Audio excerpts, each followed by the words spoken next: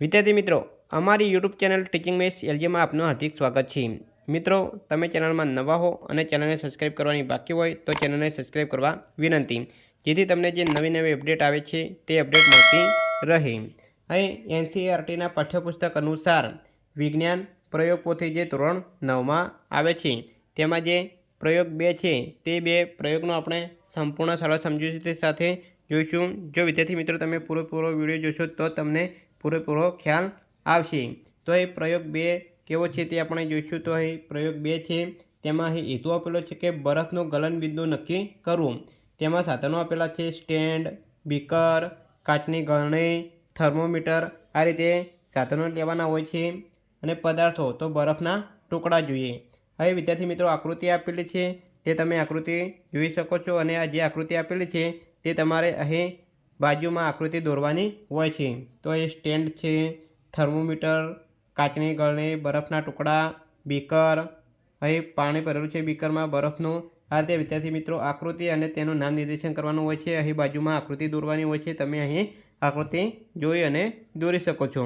हवे आगळ आपणे प्रयोग पद्धति जोईशुं। तो प्रयोग पद्धतिमां आपेलुं छे के एक काचनी गळणीमां 150 ग्राम बरफना टुकड़ा लई आकृतिमां दर्शाव्या मुजब साधनो थर्मोमीटरना बल्ब परना टुकड़ानी वच्चे संपर्कमां रहे तेम थर्मोमीटरने स्टेन्डनी मददथी ऊभुं गोठवी थोड़ी वार पछी बरफ पीगळवा मांडे त्यारे तेनुं तापमान नोंधो।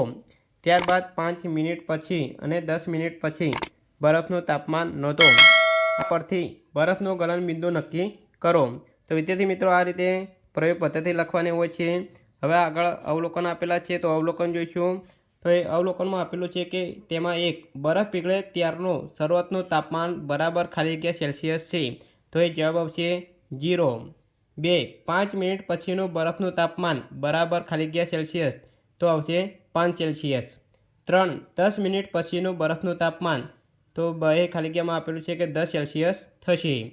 अहीं निर्णय जोईशुं तो बरफनु गलनबिंदु बराबर खाली जग्या सेल्सियस थे तो जवाब आवशे 0।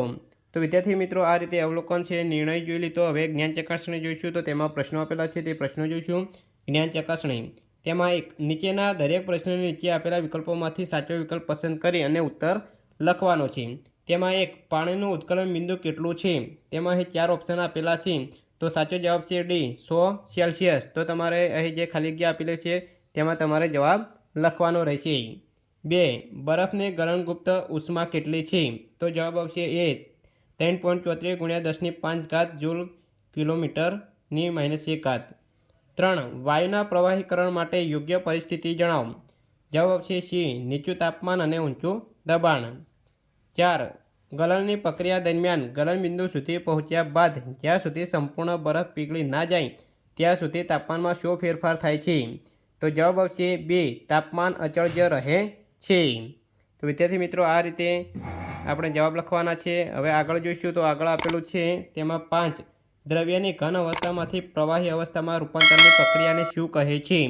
તો જવાબ આવશે બી ગલન। હવે વિદ્યાર્થી મિત્રો બીજો પ્રશ્ન છે કે તફાવતના બે મુદ્દા આપો। તેમાં ઘન અવસ્થા અને પ્રવાહી અવસ્થા। તો તેમાં પહેલો મુદ્દો આવશે ઘનના ઘટકકણો વચ્ચેનું અંતર નહિવત હોય છે। પ્રવાહીમાં જોઈશું પહેલો મુદ્દો કે પ્રવાહીના ઘટકકણો વચ્ચેનું અંતર ઘન કરતાં થોડું વધારે હોય છે। बीजो मुद्दो आपेलो छे कि घननी संकोचनीयता खूब ज ओछी होय छे। बीजो मुद्दो छे कि प्रवाहीनी संकोचनीयता घन करता थोड़ी होय छे। तो विद्यार्थी मित्रों आ रीते तफावतना बे मुद्दा आपवाना छे।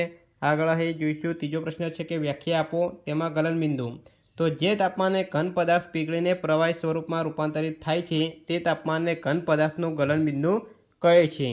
तो विद्यार्थी मित्रों अहीं प्रयोग 2 छे जे संपूर्ण पूरो थाय छे। હવે વિદ્યાર્થી મિત્રો તમે પૂરો વિડીયો જોયો એટલે તમને ખ્યાલ આવી જ ગયો છે। આ રીતે તમારે પ્રયોગ પોથીમાં લખવાનો હોય છે। આ ઉપરાંત વિદ્યાર્થી મિત્રો બીજા પ્રયોગના જે વિડીયો કેવી રીતે પ્રયોગ લખવાનો હોય છે તે ચેનલમાં મૂકેલા છે તે તમે જોઈ શકો છો। વિડીયો સારો લાગ્યો હોય તો લાઇક કરો, શેર કરો અને સબસ્ક્રાઈબ કરો। Thank you.